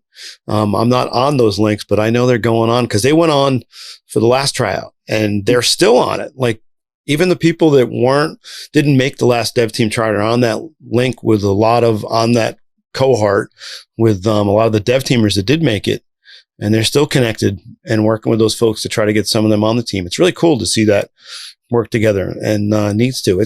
That's the fun. That's where it grows. Like the biggest one we have, that biggest cohort, Interski. Mm-hmm. The global cohort. It's the global cohort. I mean, they all come in, and every team's coming in from every country to show off their stuff. But also, as it's said by multiple countries and by Pete Allison and Eric Shackleton, that it's the proving ground. This is what we believe. What do all of you think of it? And it's amazing. I can't imagine. You've been there. You know the discussions that go on about different presentations that happen, presentations from the U.S., presentations from other countries. And that's where, the trial run is, but it's that feedback and that learning in that cohort of, where are we going with education in different countries? Why are you doing this? Why are you doing that? That's super important. I don't think you can even measure that as to how it comes back. No, I don't know how you'd begin to measure it. But, and you mentioned Pete Allison, and to your point, like with something like Interski, you use that as an example to compare to the conversation we had a bit ago about Facebook comments. So you go to Interski and you end up with a group like, say, I don't know, maybe one of the Eastern European countries. You go with one of those countries, and yet they're giving you an overview of their curriculum. And at the early stages of teaching alpine skiing, they teach a distinct up move to get the skis flat so you can move the center of mass across the skis and then engage the new edges and go the other direction. Like, are you going to go to that session and hear this country, these representatives of this country say, well, we teach a distinct up move to beginners, and then we refine it as they go up through. Like in the States, we don't teach a distinct up move. So are you going to take in that information and say, you're wrong? No, that's wrong. Especially when you might look at their World Cup podium numbers and see that they've got more medals than we do, and that's their system. Like, are they wrong? Or are you going to take that information in and say, wow, that's interesting that works for you. How do you deal with this problem? And what problems do you see, and what problems do you think your system solves? Because that's really the way a teacher would engage with information that, well, no, you don't teach it an up move. That's wrong. Yeah. Now apply that to what you see on Facebook. Those are polar opposite mindsets. Yeah. Yeah. And it filters right down to our team, the crew we're going to send, our national team, not just our alpine crew, but snowboard, tele, cross country, adaptive. I mean, they got training coming up. I know, I think it's last week of January. And they're going to be somewhere out west. Maybe they want to be somewhere else because there's not a lot of snow out there. Hopefully they're going somewhere in the west where there's a little bit of snow. But that group to get together, I mean, it's great, and it's good to be connected through all the internet and our apps and that kind of stuff and Zoom. But to get that crew on snow together, that's the part we talked about earlier. At some point, you got to get on snow. We've got to do the thing. And they've been doing the thing, man. Our team needs to be on snow together, which it's so awesome. They've been doing that the last few years for not just fall training, but during the season. Because that's our top echelon messengers. Mm-hmm. Here in the East, here in the East, we see Troy, we see Brian Smith, we see, Matt and Jeb Boyd's, the coaches, the Alpine team with, Jeb is coach of the whole team, the one team. And then we got Matt, who's coach with Rogan on the Alpine. And then we got Brian Donovan. I'm going to miss who else? We got snowboard, just Keith, Brian or Keith Rodney on the telly. Yeah. Yep. And you got Jeff Krill, coach of the adaptive. God, I hope I didn't miss somebody, but I do. We just rattle them off. I should have had them all written down. I think I got it ready.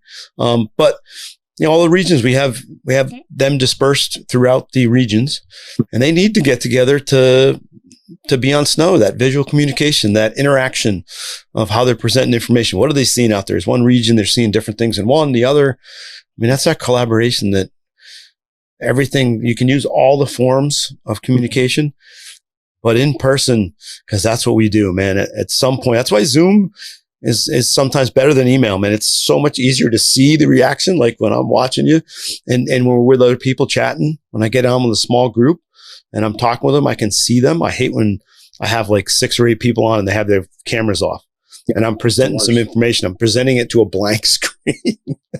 Yeah, don't like that. Don't like that.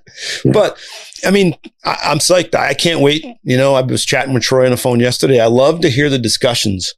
Like I'll ask Troy, I'll ask Matt, Jeb, Brian, when I see him, talk with Troy, and Troy probably the most. You know, what were you guys talking about? And just, you know, what'd you work on? Like, what were some of the things you did? And you know, hearing some of the things Michael's talked about them when they were looking at like synchro ski.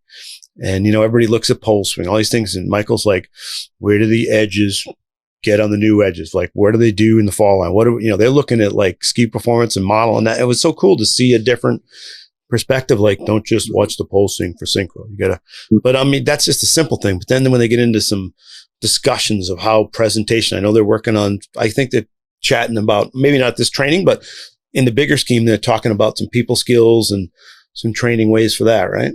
Mm-hmm. Yeah, the team itself, and including this group of people that's on it right now, but just the function of the team itself is really a neat idea because in a certain sense, the team is our standard. Yeah.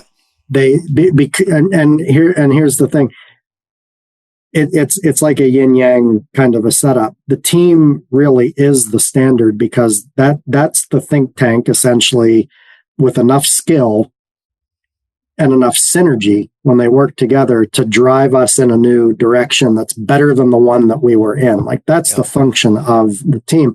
But in another way, you can look at it and say, well, they're not necessarily the standard because they coach each other. Like everybody can get better at something. So in some ways, they're not meeting the ideal, but how do you ever meet the ideal? But in another sense, they are the ideal. Yep. So it's a really interesting group. So you really get some impressive people on that team. So if you look at the 24 to 28 team right now, that is very much true. And the amount of energy that comes out of each one of those people and the passion and the skill that you see by itself is fantastic. And I'm talking about like you roll into an event and there's one team member running a group. You know that there's going to be energy and you know it's going to be fantastic and it's going to be superior level. So when you get all of them in a room, the synergy that comes from that energy, the individual energy, is what pushes this association. Now, of course, there's feedback from other people too. There's national task forces and there's a whole bunch of good people, skiing, teaching, riding, people skills in each region that push up from underneath. And then you've got the team as this focal point to really like have the authority more, you know, in quotes, the role of saying, yeah, this is worth exploring and we're going to move the association this way. You can't get that by, you know, downloading the slide deck to your hard drive. No. Like you've got to be in the room and you've got to be on snow to see that happen. Yeah. For it to happen as well as it can, it's got to be that way. Yeah. And I think the biggest one here in the East is when we're at Killington and it's Summit Academy and Eastern Academy. And there is a humongous portion of the Alpine team there. And this year we had some of the snowboard crew because from the team that were here running a level 3 snowboard Summit Academy, which was cool. Yeah. And so that was awesome. But I mean, we had, I think, 14 team members, Alpine team members alone. I didn't the number, but it's big. Yeah. I mean, I think the only time they're like doing an event like that there's more of them is when they're doing National Academy. Yeah, probably. And then what a great presentation by Dusty, huh? Dusty is fantastic. And again, that's another great point. Like I've had the opportunity to room with Dusty, like work events with him and then room with him. So that conversation never stops. And then, and you're constantly learning from each other and pushing each other. Oh, that's a cool idea. Like, what about this? And so the value of being face to face as a cohort, like you as a developing teacher, we're all developing teachers. have various cohorts. You know, like we've got a collection of people in the East that we talk to each other. Yep. I've got people on the team that when I'm with them at training, I tend to, because you have friends and so the point is you belong to all these various cohorts. And as a teacher, taking that all in and figuring out how this thing, you know, and as a direct example, yesterday, like I'm working on my NSP senior credential this year also. So yesterday I was at a senior OET training session, outdoor emergency transportation. So it was focused on toboggan handling skills, and I was participating as a participant in this group. And the amount at the end of the day, Mike Wallace, who was one of the trainers, he's a local patrol honcho. He's got decades of experience. Gave us a demo of him taking a loaded toboggan down through a bump run, and I happened to be in the toboggan, so I got the ride while this dude Mike. It was, and this is exactly what I said to him. I am blown away. We got to the bottom of the bump run, blown away by the skillfulness that you just used to run that sled down through those bumps. I'm still thinking, I woke up thinking about it. It was terrific. But so that's a cohort I'm involved with. How can I take what I saw Mike do, which was not a traditional like bump run, because he's side slipping outside the horns of a toboggan, essentially falling leaf down through a bump run, managing my weight as a tail gunner that he's worried about. The amount of skill, even though it wasn't a traditional run down through the bumps, I'm still figuring out what I'm gonna take from that and incorporate into how I think about bumps and ski them and teach bumps. Yep. You know, so there's always something to learn, and it was fantastic. Yeah, I think those are the cohort things and the places we learn. I mean, people probably wonder, you know, Dave, what presentation does he do? I mean, the team always has a team presentation on this year, was it Tuesday night? I think it was Tuesday, I believe. You know, after skiing like 4:30 or 5, they do a presentation. Dusty led most of that, was really great. You know, it's one of the cool things. You go to Summit or Eastern, you're not in the Summit Academy, so you're not skiing with the team members, but they do that presentation. They did it on Tuesday. You can go and one of their team members with support. The other ones will give a cool presentation on skiing or teaching something they want to present to the crew, which is another great learning piece part of that. And there's probably, after skiing all day, 2 days, and this is a big social thing, it was close to, I bet you there was 80 people, 100 people in that room. That was a room full. Yeah. Yeah, it was a big room. It was the big banquet room. So it might even been more than that. It was a big room full. I would guess more. Yeah. Yeah. And so, I mean, say there was over 100, even if it's just 100, because it had to be at least that many, was probably 20%, 25% was there, you know, got advantage to that presentation, which was cool.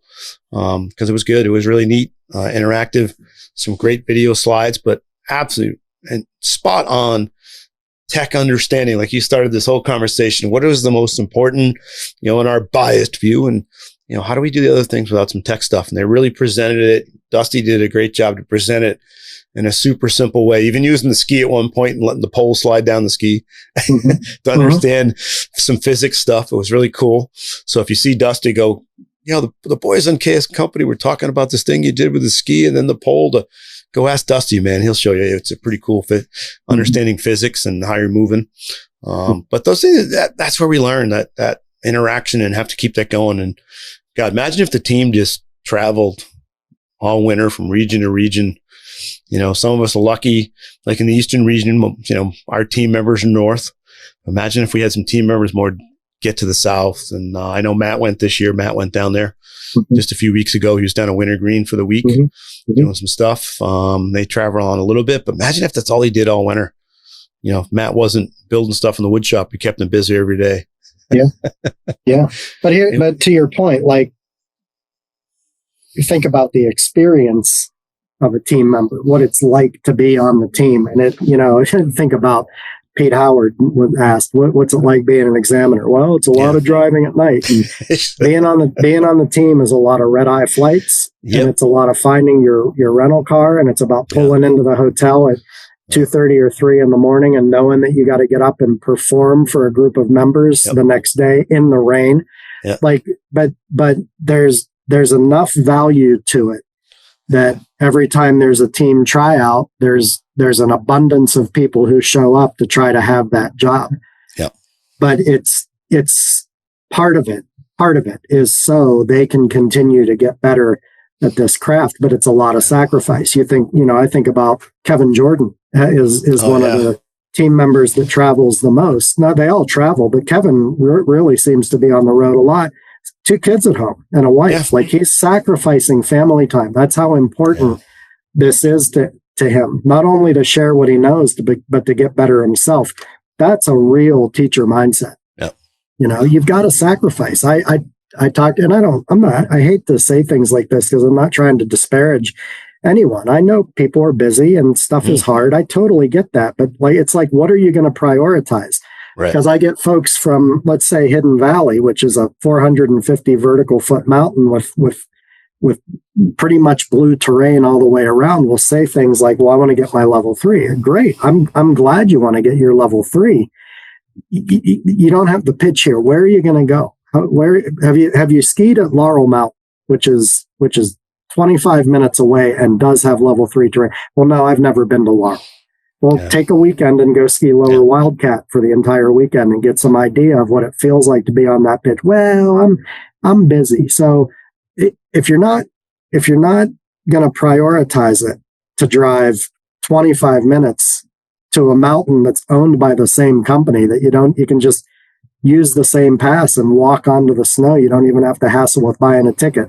Do you really want level 3? If you're not willing to take that step? And you look at these team members and a lot of other examiners and people who travel are willing to give up time with their families, their kids, and do travel, which is really, really hard. Traveling sucks. Getting there is great. Traveling I'm back sucks. in the car this afternoon, brother. Seats are uncomfortable. The food sucks. Like, traveling is awful. Being at a destination is awesome. But like, you look at a team member, they're willing to do that internationally, nationally and internationally. That deserves a lot of respect in and of itself. Ask Troy. Troy has slept in the stairwell. Couldn't get in early and slept in the stairwell. But I mentioned I worked an event I've worked with Dusty. There's a patrol, an NSP Southern Patrol School that's offered every other year, and it's coming up in a couple of weeks, and Dusty's going to be there, and I was invited to work the event too. I remember the last time we worked it, Dusty and I think it was Charlie MacArthur, because he was also working as a telemark and running the telemark groups. Their flight got in, and they had to get a rental car from Pittsburgh and drive to the Canaan Valley of West Virginia, which getting your luggage, get in the car, and then the drive is about another 3 hours after your flight lands. They rolled in at about 4 o'clock in the morning and had to be up at 7. So like, that's hard, man. I remember Jim Shaw last year came out east for training, and none of his stuff got here. He literally, oh my God, trying to get a helmet on him. Rodney's helmet was not going to fit. And then Jim was on somebody else's skis. Oh, I think all he had was his boots. Somebody else's skis, poles. He didn't even have his own jacket, ski pants. And then I had him in a group, and I'm like, hey, Jim, can you demo this? And he's like, are you kidding me? But but it is sacrifice. And I think, we talked about these cohorts, the learning cohorts. Hopefully our listeners have enough trust built with them to be honest with them. Yeah, it takes sacrifice. I got in the car last Monday because I wanted to telly with the crew. I had it on my radar. I was up at 4:30 in the car and drove to Killington, 3 hours, tellied all day, got back in the car, drove back at the end of the day. And I wanted to do that. And it's a sacrifice. I could have slept in, knock it up, not driven 6 hours that day to ski with the crew, but I wanted to, because I want to get in my telly gear. I want to get in my telly gear with that crew for training. And we only have a couple training days during the season other than our annual training. And I jumped in the car. And it was well worth it. Well worth getting up early, going over there, letting them kick my butt on a pair of tele skis and coming back. We had a great day, learned a lot. And if I hadn't have gone, it would have been my loss. Mm-hmm. But you've got to make those choices, and it's not hard. I know when I was going for my level 3, we would do at least once a month, if not more, a drive to Killington, the 3 hours home, same day, just do a day trip over to ski bumps, because we hear that a lot. We don't have bumps. Well, the one place we knew we could go, and even when you think of in the East now, you usually can hit Killington. There'll be something, even if they're rock hard, they'll have some bumps. But you got to make those sacrifices. And I don't think it's being mean. I think it's being honest. I mean, because we have certain things we can't overcome. You live a certain place for your job. I get it. It is harder, but how much is it worth? And maybe it's not worth enough. That's okay. Okay. That doesn't make you a bad person, Yeah, it's not a bad person at all. And again, I don't want this to come across like we're talking shit. Like things come up. Kids graduate from school. You have to miss an event. If somebody, you have to take care of a parent. Like things happen in life. Mm-hmm. I totally get that. They've happened to me when I was on the road. They do happen. Yep. But more along the lines of like, I can't be inconvenienced to do this thing. Well, then you may not really want it for what it is. Like, do you love this enough to sacrifice other things like sleeping in?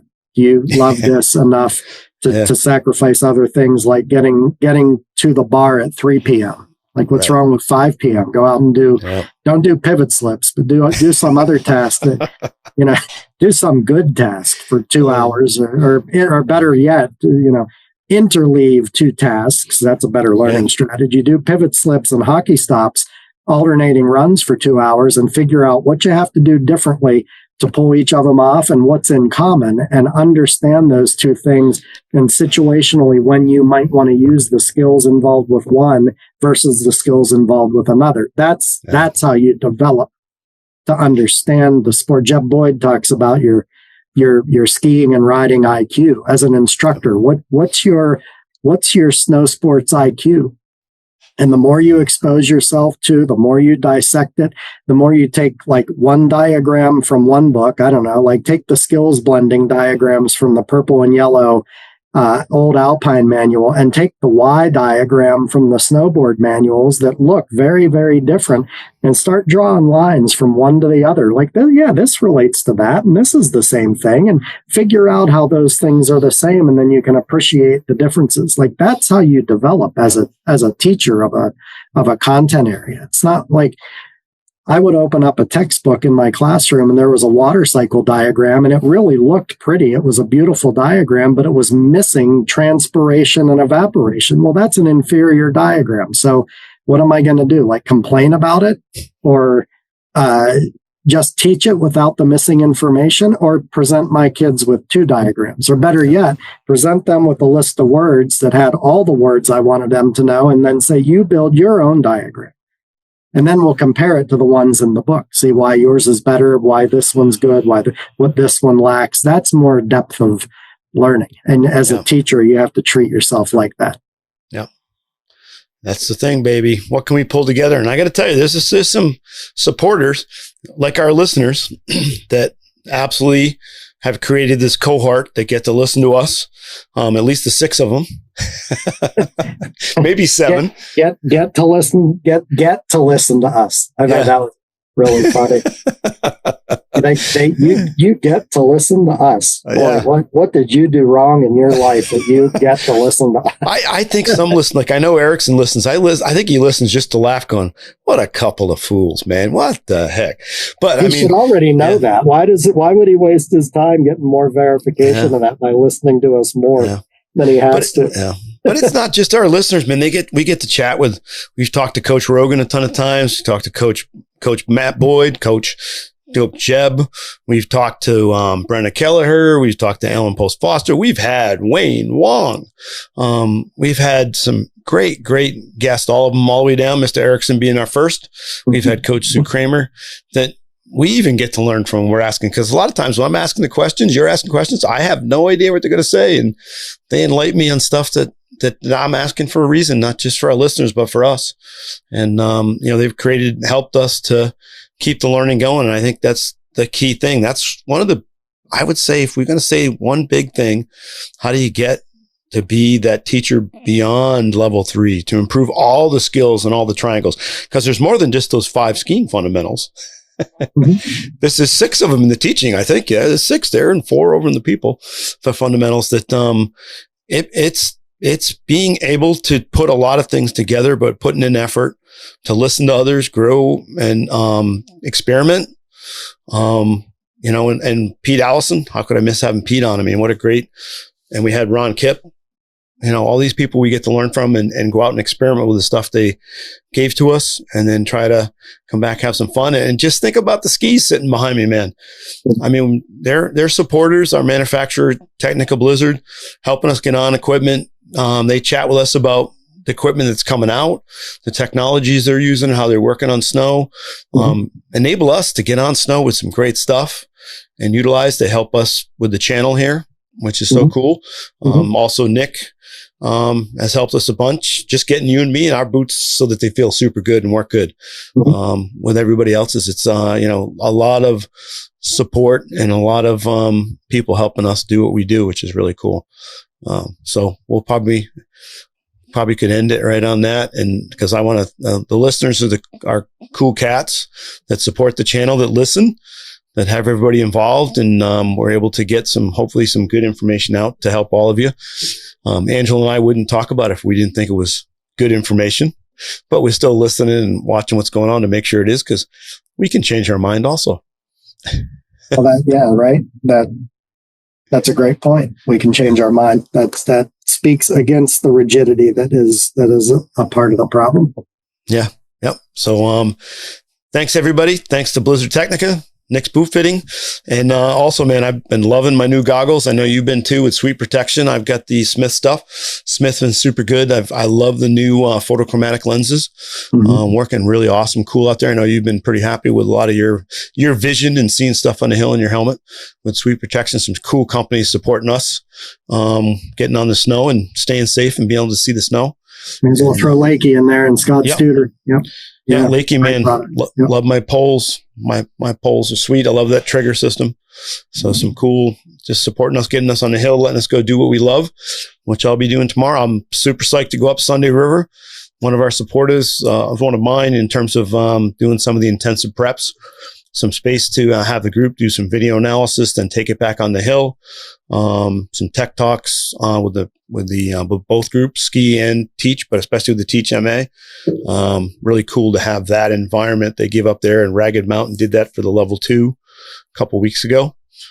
So looking forward to that. I'll be up seeing Glenn Harrop, the director of ski and snowboard school, up at Sunday River. So we're pumped to go up there this week.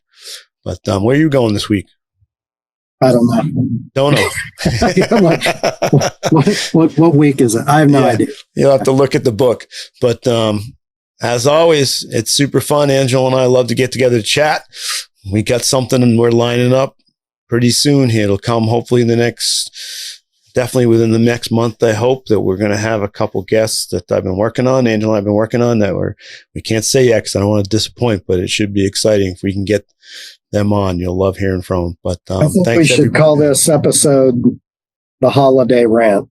The Holiday Rant. That's what it's going to be. The Holiday Rant. Cool. And thanks everybody. This has been the Fall Line with Chaos and Company.